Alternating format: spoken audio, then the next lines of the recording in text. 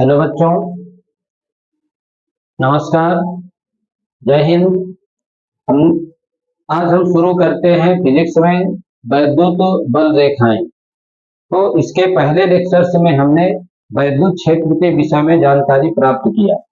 तो वैद्युत क्षेत्र के विषय में हमने क्या बताया था कि वैद्युत क्षेत्र क्या होता है। अगर हम कोई आवेश लेते हैं तो उस आवेश के चारों ओर हमारे पास एक ऐसा भाग पाया जाता है जिसमें कोई अन्य आवेश आकर्षण अथवा प्रतिकर्षण बल का अनुभव करता है। तो उसी क्षेत्र को हम वैद्युत क्षेत्र के नाम से जानते हैं। तो उसी में हमने बताया था कि अगर हम किसी वैद्युत क्षेत्र में कोई आवेश लें जो गति करने के लिए स्वतंत्र हो, तो वो आवेश क्या करता है कि बल की दिशा में गति करता है। अगर बल की दिशा लगातार बदलती रहे तो आवेश के जो मार्ग की दिशा होती है वो भी चेंज होती है, और आवेश क्या होता है कि एक वक्राकार मार्ग पर गति करने लगता है। उसी वक्राकार मार्ग को ही हम क्या कहते हैं कि वैद्युत बल रेखाएं के नाम से जानते हैं।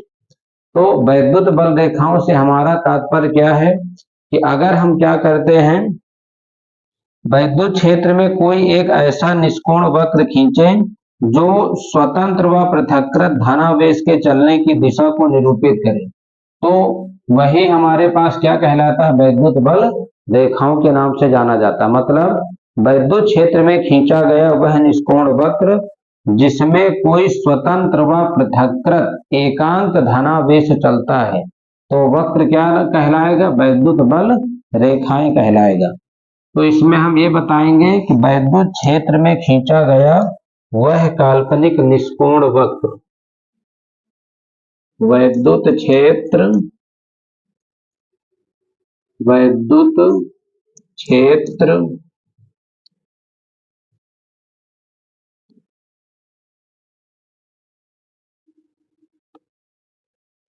वैद्युत क्षेत्र में खींचा गया वैद्युत क्षेत्र में खींचा गया वह काल्पनिक निष्कोण वक्र, वह काल्पनिक निष्कोण जिसका हमें कोण ज्ञात नहीं, वह काल्पनिक निष्कोण वक्र क्या होता है, वह काल्पनिक निष्कोण वक्र जो स्वतंत्र व पृथक्कृत जो स्वतंत्र व पृथक्कृत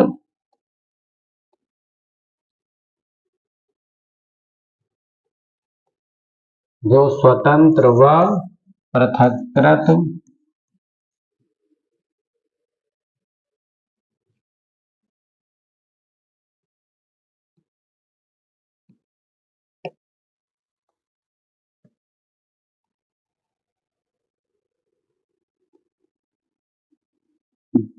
स्वतंत्र व पृथक्कृत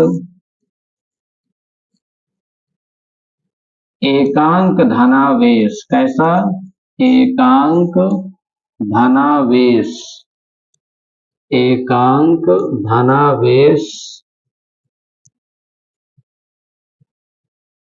जो स्वतंत्र व पृथक्कृत एकांक धनावेश स्वतंत्र व पृथक्कृत एकांक धन आवेश को निरूपित करता है, एकांक धनावेश को निरूपित करता है।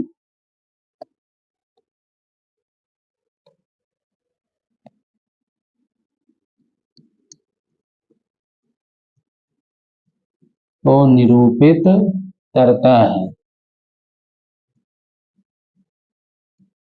निरूपित करता है, क्या कहलाता है, वैद्युत बल रेखाएं कहलाता है,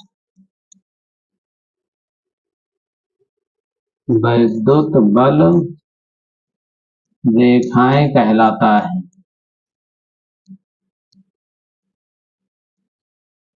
वैद्युत बल रेखाएं कहलाता है। तो अगर हम क्या करें कि वैद्युत क्षेत्र में कोई हम निष्कोण वक्र खींचे जो किसको प्रदर्शित करे, स्वतंत्र व पृथक्कृत एकांक धनावेश को निरूपित करे, तो उसी को हम क्या कहते हैं कि वैद्युत बल रेखाओं के नाम से जानते हैं। तो इसमें हम क्या बताते हैं कि अगर हमारे पास कोई एक अकेला धनावेश है, अगर हम ये मानते हैं कि हमारे पास कोई एक ही अकेला धन का आवेश है, तो इससे जो बल रेखाएं होती हैं वो हमेशा क्या होती हैं कि लंबवत बाहर की ओर होंगी। कैसी होंगी? लंबवत बाहर की ओर होंगी। इससे जो वैद्युत बल रेखाएं निकलेंगी वो हमेशा लंबवत बाहर की ओर निकलेंगी, कुछ ऐसे होंगे।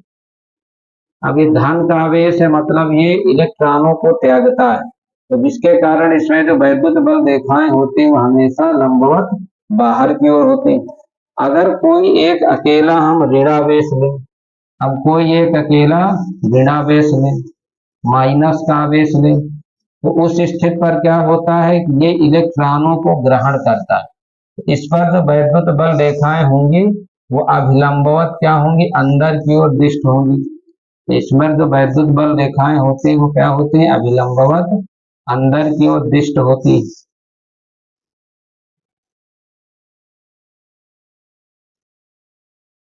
इस प्रकार से हमने अभी दिखाया, अगर हम कोई एक प्लस का आवेश लेते हैं तो उससे जो वैद्युत बल रेखाएं होंगी वो हमेशा अभिलंबवत बाहर की ओर जाएंगी। माइनस का आवेश लेते हैं तो उससे जो वैद्युत बल रेखाएं होंगी वो अभिलंबवत अंदर की ओर प्रवेश होती। इसके बाद अगर हम क्या करते हैं कि अगर हम दो आवेश लें, जैसे हमने एक आवेश ले लिया प्लस का, एक हमारे पास कोई आवेश है ये प्लस, दूसरा कोई आवेश हम ले रहे माइनस, दूसरा हमने कोई आवेश लिया यहाँ पर माइनस का आवेश ले लिया, तो हम जानते हैं कि प्लस आवेश से वैद्युत बल रेखाएं निकलती हैं और माइनस आवेश में वो प्रवेश करती हैं, तो उनका जो मार्ग कुछ होगा वो ऐसा होगा, उनका जो मार्ग होगा वो कुछ इस प्रकार से होगा। इससे वैद्युत बल रेखाएं ऐसे निकलेंगी और माइनस वाले पर ये क्या करते हैं? प्रवेश करते हैं। ऐसे रहा, तो यहां से वैद्युत बल रेखाएं प्लस आवेश से निकली और माइनस आवेश पर प्रवेश हो गई। इस प्रकार से यहाँ पर कुछ इनका मार्ग ऐसा हो जाएगा, मतलब वैद्युत बल रेखाएं जो होती है वो हमेशा धनावेश से निकलेंगी और ऋणात्मक आवेश में क्या करेंगी? प्रवेश करेंगे। अर्थात अगर हमारे पास दो विपरीत प्रकार के आवेश हैं तब ये ऐसा होगा।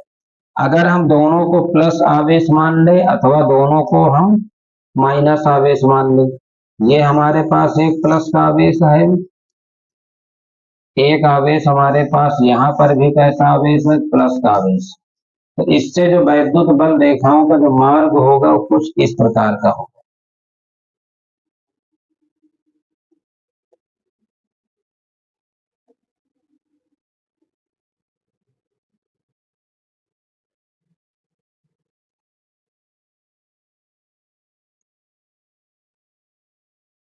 अब ये कुछ ऐसा होगा।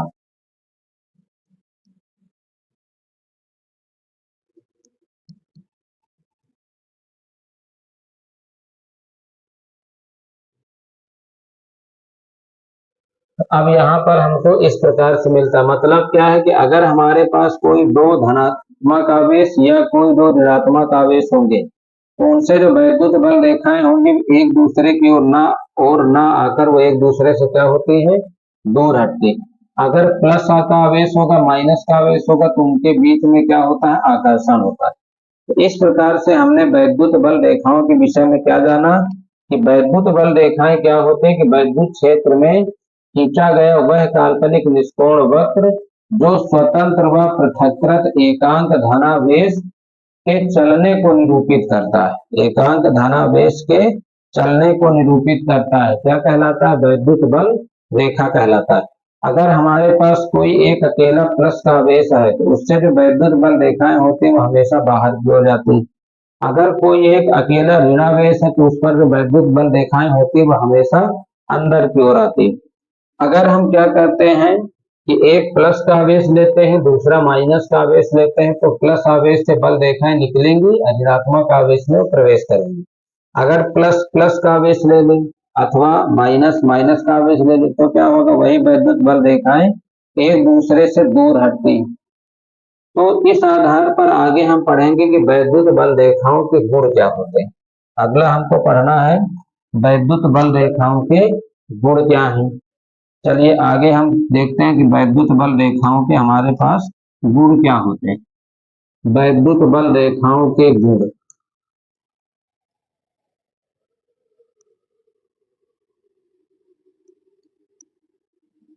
वैद्युत बल रेखाओं के गुण।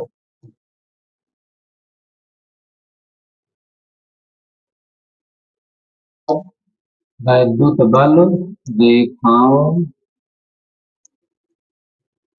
के गुण। वैद्युत बल रेखाओं के गुण या वैद्युत बल रेखाओं की विशेषताएं। तो इसमें से देखिए हमने क्या देखा। पहली बात तो हमने देखा कि वैद्युत बल रेखाएं कभी भी एक दूसरे को काटती नहीं। अभी हमने ये पीछे फिगर बनाया, इसमें हमने क्या देखा कि जो वैद्युत बल रेखाएं होती हैं कभी भी एक दूसरे को काटती नहीं है। तो इसमें पहला गुण हम लिखते हैं कि वैद्युत बल रेखाएं एक दूसरे को काटती नहीं। पहला नंबर, वैद्युत बल रेखाएं वैद्युत बल रेखाएं वैद्युत बल रेखाएं एक दूसरे को प्रतिच्छेदित नहीं करती। वैद्युत बल रेखाएं एक दूसरे को काटती नहीं, एक दूसरे को काटती नहीं। वैद्युत बल रेखाएं जो होती है एक दूसरे को कभी भी काट नहीं सकती। दूसरा गुण क्या होता है, दूसरा गुण हम ये देखेंगे कि जो वैद्युत बल रेखाएं होती है वो हमेशा धनात्मक आवेश से निकलती हैं और ऋणात्मक आवेश में क्या होती है, प्रवेश करती। तो वैद्युत बल रेखाएं धनात्मक आवेश से निकलकर ऋणात्मक आवेश पर क्या होती है, समाप्त हो जाती। दूसरा गुण इसका हम बताते हैं कि वैद्युत बल रेखाएं वैद्युत बल रेखाएं वैद्युत बल रेखाएं क्या होंगी, धनात्मक आवेश से निकलेंगी और ऋणात्मक आवेश पर समाप्त हो जाती।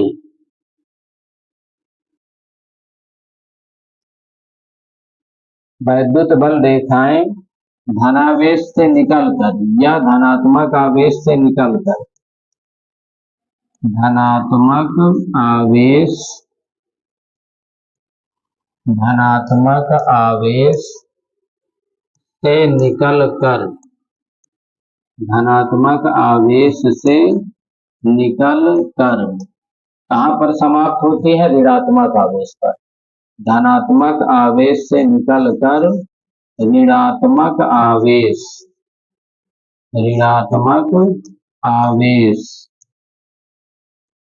पर समाप्त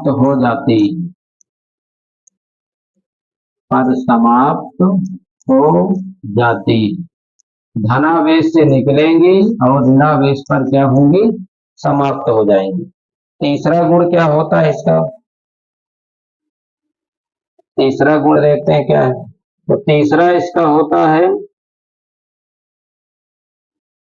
कि हमने देखा कि कोई भी दो बल रेखाएं एक दूसरे को कभी भी स्पर्श नहीं करती या वैद्युत बल रेखाएं एक दूसरे को काटती नहीं। दूसरा हमने देखा वैद्युत बल रेखाएं धनात्मक आवेश से निकलेंगी और ऋणात्मक आवेश पर समाप्त हो जाती।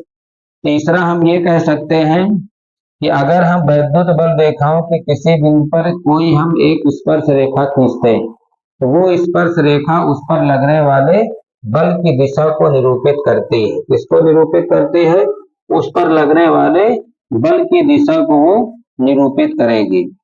तो अगर हम वैद्युत बल रेखाओं के किसी बिंदु पर कोई स्पर्श रेखा खींचते हैं, हम ये कहेंगे तीसरा नंबर, वैद्युत बल रेखाओं के किसी बिंदु पर तीसरा इसका गुण होता है वैद्युत बल रेखाओं के किसी बिंदु पर वैद्युत बल रेखाओं वैद्युत बल रेखाओं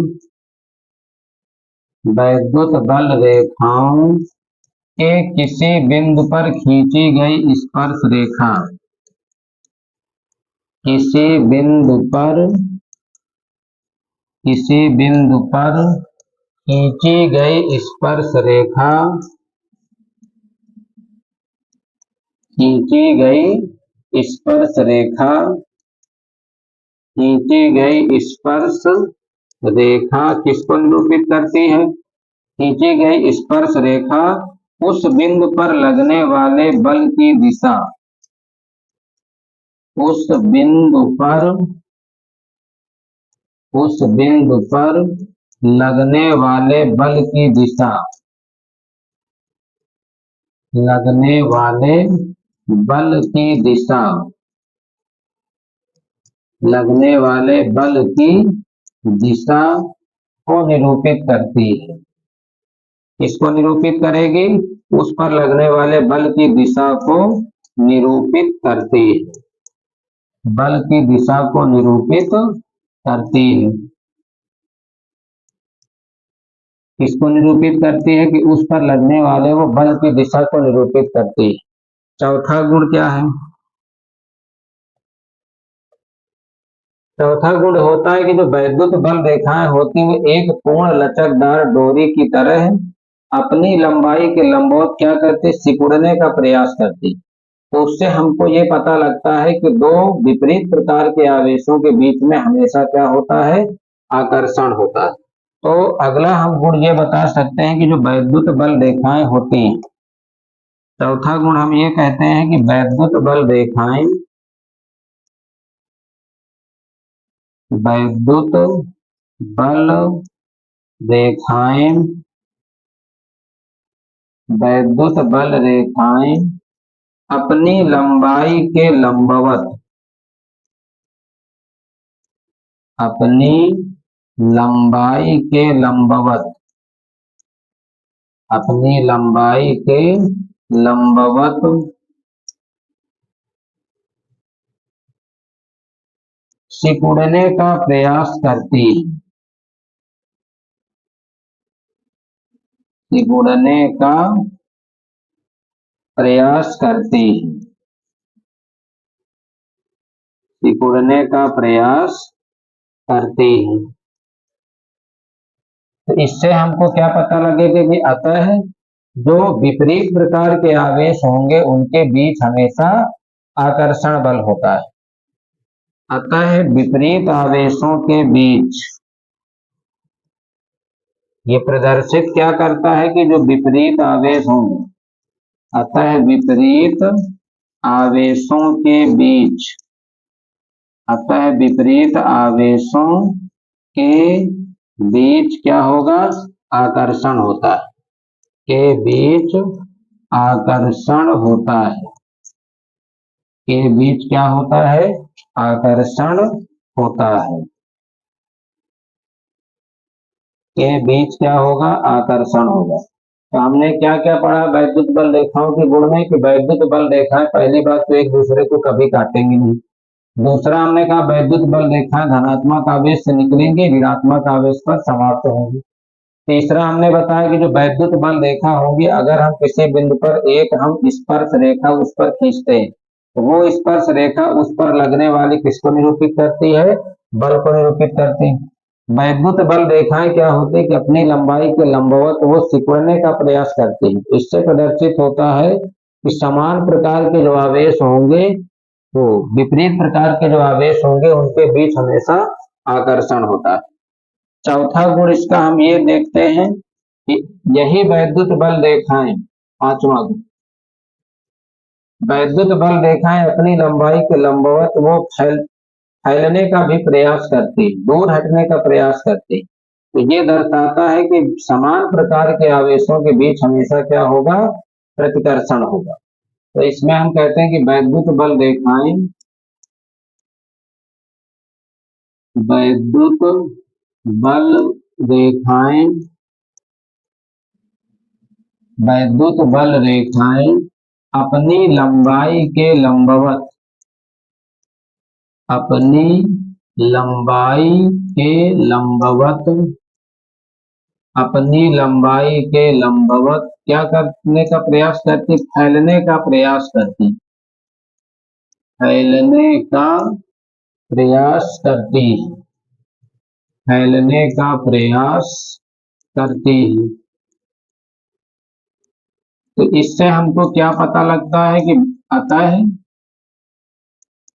अतः समान प्रकार के आवेशों के बीच, अतः समान प्रकार के आवेशों के बीच क्या होगा? प्रतिकर्षण होगा।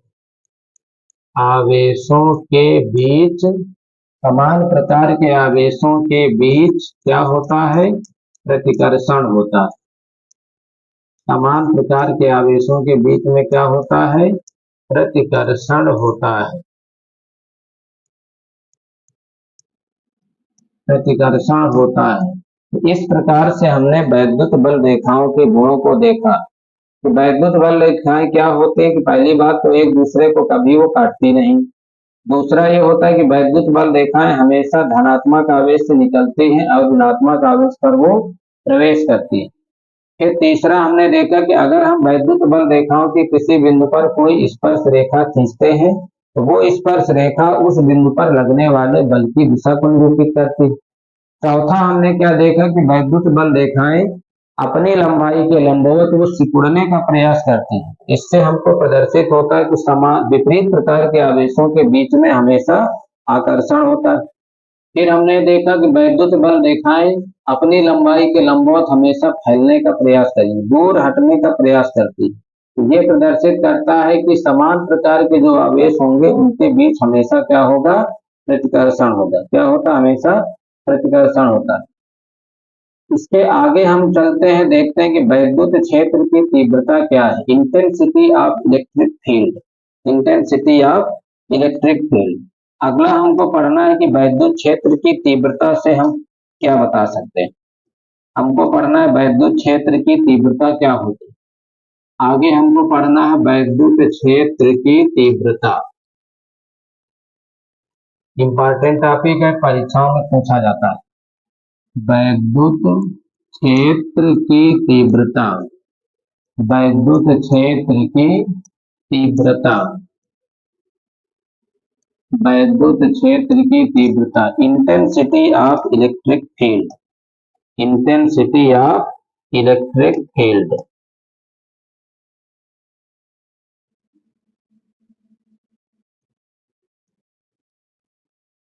इसको कहते हैं intensity of electric field, intensity of electric field, वैद्युत क्षेत्र की तीव्रता। देखिए, वैद्युत का मतलब होता है किससे? वैद्युत का ही दूसरा नाम होता है आवेश। तीव्रता का मतलब है शक्ति या सामर्थ्य से। अगर हमारे वैद्युत क्षेत्र में कोई आवेश स्थित है तो वो आवेश कितने तीव्रता के साथ आकर्षित हो रहा है या कितनी तीव्रता के साथ वो प्रतिकर्षित हो रहा है, तो उसी को हम वैद्युत क्षेत्र की तीव्रता के नाम से जानते हैं। मतलब वैद्युत क्षेत्र में स्थित एकांक परीक्षण आवेश पर जो लगने वाला बल होगा और उस परीक्षण आवेश का जो अनुपात होता है उसी को हम क्या कहते हैं? वैद्युत क्षेत्र की तीव्रता कहते हैं। वैद्युत क्षेत्र में स्थित किसी परीक्षण आवेश पर जो लगने वाला बल है, वैद्युत क्षेत्र है उस पर कोई आवेश है तो उस आवेश पर कितने बल से वो आकर्षण कर रहा है या कितने बल से उसको प्रतिकर्षित कर रहा है, उसी को हम कहते हैं वैद्युत क्षेत्र की तीव्रता। तो इसमें हम ये कहेंगे कि वैद्युत क्षेत्र में स्थित किसी परीक्षण आवेश पर जो लगने वाला वैद्युत बल है और उस परीक्षण आवेश का जो अनुपात है उसी को हम कहेंगे वैद्युत क्षेत्र की तीव्रता। तो इसके में हम ये बताते हैं कि वैद्युत क्षेत्र में स्थित, वैद्युत क्षेत्र में स्थित, वैद्युत क्षेत्र में स्थित किसी परीक्षण आवेश, वैद्युत क्षेत्र में स्थित किसी परीक्षण आवेश, किसी परीक्षण आवेश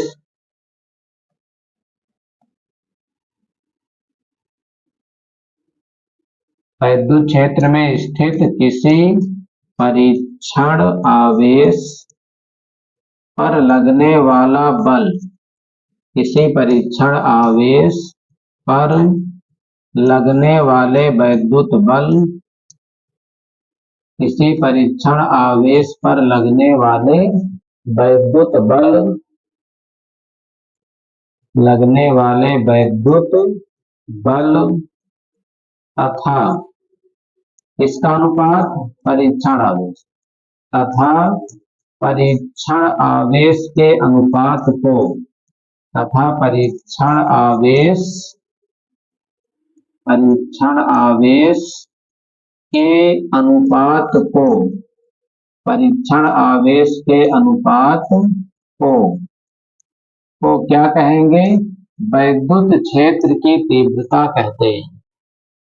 वैद्युत क्षेत्र की तीव्रता कहते हैं।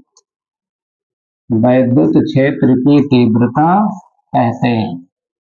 वैद्युत क्षेत्र में स्थित किसी परीक्षण आवेश पर लगने वाले वैद्युत बल और उस परीक्षण आवेश का जो अनुपात होगा उसको हम वैद्युत क्षेत्र की तीव्रता कहेंगे। या हम ये भी कह सकते हैं कि वैद्युत क्षेत्र में स्थित एकांक परीक्षण आवेश पर जितना भी वैद्युत बल लगता है तो उसी को हम वैद्युत क्षेत्र की तीव्रता के नाम से जानते हैं। इसको कैपिटल ई से प्रदर्शित किया जाता है। किससे प्रदर्शित करते हैं हम? Capital E. इसे ई से प्रदर्शित किया जाता है। इसे ई से हम क्या करते हैं? प्रदर्शित करते। इसे ई से प्रदर्शित किया जाता है। इसे ई से प्रदर्शित किया जाता है। वैद्युत क्षेत्र की तीव्रता राशि कैसी है? सदिश राशि है कि अदिश राशि? तो हम ये बताएंगे कि वैद्युत क्षेत्र की तीव्रता जो है हमेशा एक सदिश राशि होती है। यह एक सदिश राशि है। कैसी राशि है? यह एक सदिश राशि है। यह एक सदिश राशि है। सूत्र क्या इसका होता है? तो इसका देखो, किसी परीक्षण आवेश पर लगने वाले वैद्युत बल और परीक्षण आवेश का जो अनुपात है वो तीव्रता कहलाता है। मतलब इसको ई से हम प्रदर्शित करते हैं। इसका फार्मूला होता है ई बराबर एफ अपान क्यू नॉट। ई बराबर एफ बटे क्यू नॉट। ई बराबर एफ अपान क्यू नॉट। तो इसी में अगर पूछा जाए कि इसका सदिश रूप लिखिए, अगर हमको इसका सदिश रूप लिखना है, अगर इसका हमको सदिश रूप लिखना है, इसका सदिश रूप हमें लिखना है, तो हम ये जानते हैं कि जो वैद्युत क्षेत्र की तीव्रता है वो एक सदिश राशि है। वैद्युत क्षेत्र की तीव्रता कैसी राशि है? सदिश राशि है। तो जब वैद्युत क्षेत्र की तीव्रता सदिश राशि है तो हम इसके ऊपर वेक्टर का चिन्ह लगाएंगे। ई वेक्टर बराबर बल कैसी राशि है? सदिश राशि एफ। आवेश क्या है? अदिश राशि है। तो इसका जो सदिश रूप हम लिख सकते हैं वो ई वेक्टर बराबर F vector upon Q not. क्या लिख सकते हैं? ई वेक्टर बराबर F vector upon Q not. मात्रक हम देखें कि इसका मात्रक क्या होता है। वैद्युत क्षेत्र की तीव्रता का हम मात्रक देखते हैं, इसका मात्रक क्या होता है। तो अगर इसके मात्रक की बात की जाए, वैद्युत क्षेत्र की तीव्रता का अगर हम मात्रक निकालते हैं तो हम जानते हैं कि बल का मात्रक हमारे पास क्या होता है बच्चों? न्यूटन होता है। बल का मात्रक क्या होता है? न्यूटन होता है। आवेश का मात्रक क्या होता है? कूलाम होता है। आवेश का मात्रक क्या होता है? कूलाम होता है। तो इसका हमें मात्रक मिल जाता है न्यूटन प्रति कूलाम। वैद्युत क्षेत्र की तीव्रता का मात्रक क्या मिला हमें? न्यूटन प्रति कूलाम। अब इसकी बीमा की बात किया जाए, इसकी बीमा क्या होती है? डायमेंशन क्या होती है? बीमा। तो इसकी अगर हम बीमा निकालें, डायमेंशन निकालें तो इसकी डायमेंशन क्या हो?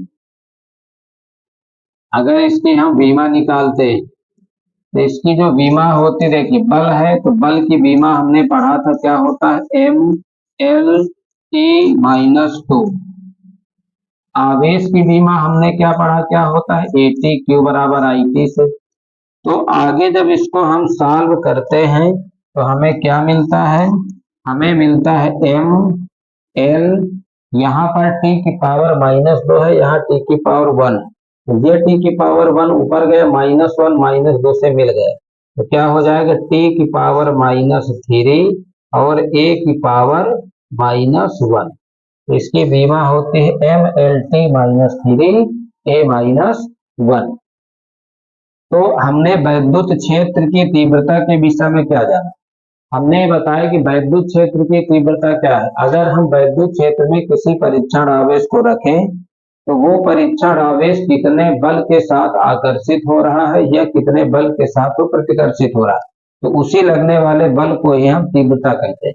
मतलब वैद्युत क्षेत्र में स्थित किसी परीक्षण आवेश पर लगने वाले वैद्युत बल और परीक्षण आवेश का जो अनुपात होता है वही हमारे पास वैद्युत क्षेत्र की तीव्रता कहलाता है। तीव्रता को हम ई से प्रदर्शित करते हैं, इसका मान सूत्र होता है E बराबर F/Q0। क्या होता है, E बराबर F/Q0। अगर इसके मात्रक की बात की जाए तो इसका मात्रक होता है न्यूटन प्रति कूलम, और विमा की बात किया जाए तो विमा होती है MLT-3 और A-1। MLT-3 और A-1 क्या होती है, MLT-3 A-1 होती है। तो इसी क्रम में आगे हम चलते हैं, हमको निकालना है, एक डेरिवेशन करना है। हम डेरिवेशन करते हैं बिंदु आवेश के कारण वैद्युत क्षेत्र की तीव्रता का सूत्र क्या होता है। तो अगला हमारे पास है बिंदु आवेश के कारण वैद्युत क्षेत्र की तीव्रता, इसका हमें निगमन करना है। अब हमको निगमन करके लाना है बिंदु आवेश के कारण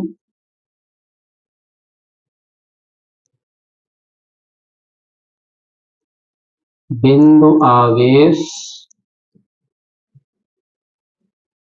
के कारण, ये डेरिवेशन कभी कभी परीक्षाओं में पूछ लिया जाता है। बिंदु आवेश के कारण वैद्युत क्षेत्र की तीव्रता, बिंदु आवेश के कारण वैद्युत क्षेत्र की तीव्रता, बिंदु आवेश के कारण वैद्युत क्षेत्र की तीव्रता, हमको ये इसका निगमन करके लाना है। बिंदु आवेश के कारण वैद्युत क्षेत्र की तीव्रता क्या होती है, intensity of electric field,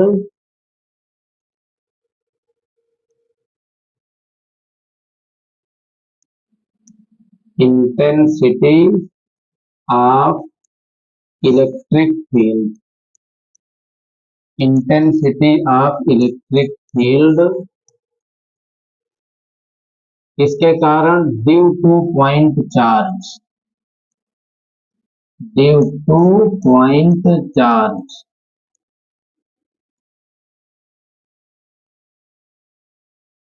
due two point charge, बिंदु आवेश के कारण वैद्युत क्षेत्र की तीव्रता क्या होती। तो इसके लिए हमने क्या दिखाया कि हमारे पास कोई बिंदु आवेश है +Q, यहाँ पर हमारे पास A बिंदु है, यहाँ पर कोई बिंदु आवेश हमारे पास क्या है +Q। तो बिंदु आवेश और परीक्षण आवेश में अंतर क्या होता है, बिंदु आवेश जो होता है इसका वैद्युत क्षेत्र होता है, लेकिन जो परीक्षण आवेश होता है उसका स्वयं का अपना कोई वैद्युत क्षेत्र नहीं होता। इतना डिफरेंस केवल बिंदु आवेश और परीक्षण आवेश में। तो हमने यहाँ पर एक बिंदु आवेश माना +Q, जो वैद्युत क्षेत्र में स्थित किसी बिंदु A पर स्थित है। इस A बिंदु से हम R दूरी पर आगे जाते हैं, A बिंदु से हम R दूरी जाते हैं, A बिंदु से हमने दिखाया कि हम कितना दूरी गए, R दूरी। यहाँ पर हमने कोई बिंदु लिया, हमारे पास कौन सा, B, यहाँ पर परीक्षण आवेश क्या है, Q0।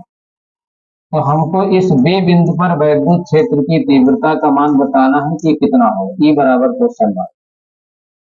तो हमने क्या माना कि हमारे पास कोई बिंदु आवेश है +Q, जो वैद्युत क्षेत्र में स्थित किसी बिंदु A पर स्थित है। A से R दूरी पर हमने कोई बिंदु लिया है कौन सा, B, जिस पर परीक्षण आवेश Q0 है, जहां हमको वैद्युत क्षेत्र की तीव्रता ज्ञात करनी है। तो इसका तो कोई वैद्युत क्षेत्र होता नहीं, ये इसी क्षेत्र के अंतर्गत काम करेगा प्लस क्यू आवेश के कारण। तो आगे हम क्या निकालेंगे कि इस क्यू आवेश के कारण इस क्यू नॉट पर लगने वाला वैद्युत बल कितना होगा। तो इसके लिए हम ये मानते हैं कि माना वैद्युत क्षेत्र में स्थित माना वैद्युत क्षेत्र में स्थित माना वैद्युत क्षेत्र में स्थित कोई बिंदु आवेश प्लस क्यू कोई बिंदु आवेश प्लस क्यू कोई बिंदु आवेश प्लस क्यू है जो ए बिंदु पर स्थित है, जो ए पर स्थित है, जो ए पर स्थित है, जो ए पर स्थित है। फिर हमने क्या किया, ए से आर दूरी पर, ए से आर दूरी पर, ए से आर दूरी पर कोई बिंदु बी है, ए से आर दूरी पर कोई बिंदु बी है, ए से आर दूरी पर कोई बिंदु बी है। ए से आर दूरी पर हमने क्या माना कि हमारे पास कोई बिंदु कौन सा है, बी है, कोई बिंदु बी है जिस पर परीक्षण आवेश क्यू नॉट है, जिस पर परीक्षण आवेश जिस पर परीक्षण आवेश जिस पर परीक्षण आवेश क्या है, क्यू नॉट है। और जहां वैद्युत क्षेत्र की तीव्रता ज्ञात करना है, और जहां हमें किसका मान निकालना है, और जहां वैद्युत क्षेत्र की तीव्रता ज्ञात करना है, किसका मान ज्ञात करना, वैद्युत क्षेत्र की तीव्रता ज्ञात करना है। तो हमको इस बी बिंदु पर वैद्युत क्षेत्र की तीव्रता हमें ज्ञात करनी। तो सबसे पहले हम क्या निकालेंगे कि इस परीक्षण आवेश क्यू नॉट पर लगने वाला वैद्युत बल क्या है। तो सबसे पहले हमको निकालना है, आगे हमको निकालना होगा कि परीक्षण आवेश क्यू नॉट पर लगने वाला बल क्या है। परीक्षण आवेश क्यू नॉट पर लगने वाला वैद्युत बल, लगने वाला वैद्युत बल क्या है, लगने वाला वैद्युत बल। इसको हम कहां से निकालेंगे, कूलाम के नियम से। तो हमने कूलाम का नियम क्या पढ़ा था, हमने कूलाम का नियम पढ़ा जो F होता है 1/4 पाई एप्सिलॉन नॉट और Q1 Q2 अपान R स्क्वायर होता है।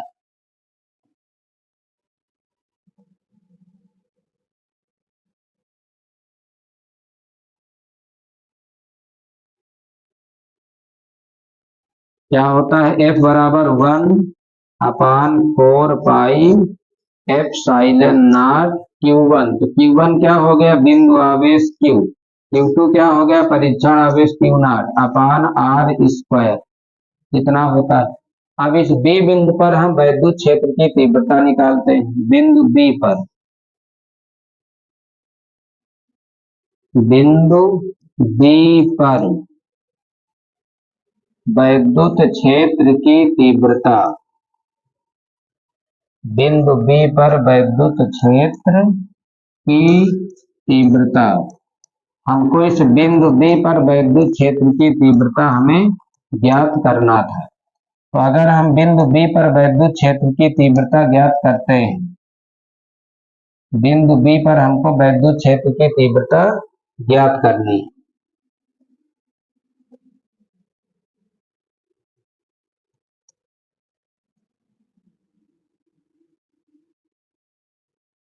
बिंदु बी पर अगर हम वैद्युत क्षेत्र की तीव्रता ज्ञात करते हैं तो हम उसको कहते हैं जो ई होता है, ई बराबर हमने पढ़ा क्या होता है, एफ अपान क्यू नॉट। क्या होता है, एफ अपान क्यू नॉट। तो हमने एफ की वैल्यू कितना निकाला, एफ हमारे पास मिला था, क्या मिला था, F 1/4 pi epsilon naught. क्या मिला था, एफ का मान 1/4 pi epsilon naught q q naught बटे आर स्क्वायर। पूरे की बटे में चल रहा है क्यू नॉट, तो हमने इस क्यू नॉट से इस क्यू नॉट को कैंसिल कर दिया। तो हमको जो बिंदु आवेश के कारण वैद्युत क्षेत्र की तीव्रता का सूत्र मिला वो ई बराबर 1/4 पाई एफ साइलेंट नॉट और क्यू अपान आर स्क्वायर। तो इस प्रकार से हमको बिंदु आवेश के कारण वैद्युत क्षेत्र की तीव्रता का सूत्र मालूम चल जाता है। अगर हमारे पास कोई परावैद्युतांक माध्यम भी दिया जा रहा है तो यहाँ पर होगा ई बराबर 1/4 पाई एप्सिलॉन नॉट इंटू के क्यू अपान आर स्क्वायर। तो इस प्रकार से हमने बिंदु आवेश के कारण वैद्युत क्षेत्र की तीव्रता निकाला, ई बराबर 1/4 पाई एप्सिलॉन नॉट क्यू बटे आर स्क्वायर। तो इस प्रकार से हमने आज के लेक्चर्स में पढ़ा कि वैद्युत बल रेखाएं क्या हैं, वैद्युत बल रेखाओं के गुण क्या हैं, इसके बाद वैद्युत क्षेत्र की तीव्रता क्या है, वैद्युत क्षेत्र का मात्रक क्या है और वैद्युत क्षेत्र की तीव्रता का विमा क्या है। उसी क्रम में हमने आगे पढ़ा कि अगर हमारे पास कोई बिंदु आवेश है तो उस बिंदु आवेश के कारण कितना इलेक्ट्रिक फील्ड या वैद्युत क्षेत्र उत्पन्न होता है, वो होता है ई बराबर 1/4 pi epsilon naught q upon r square. तो इस प्रकार से आज के लेक्चर्स में हमने इतने चीजों को पढ़ा समझा। अगले लेक्चर्स में हम आगे पढ़ेंगे वैद्युत द्विध्रुव क्या है, वैद्युत द्विध्रुव आघूर्ण क्या है और उससे आधारित जो इंपॉर्टेंट डेरिवेशन है उनको करेंगे। आज के लेक्चर्स में हम इतना रखते हैं, मिलते हैं कल के लेक्चर्स में। Thank you.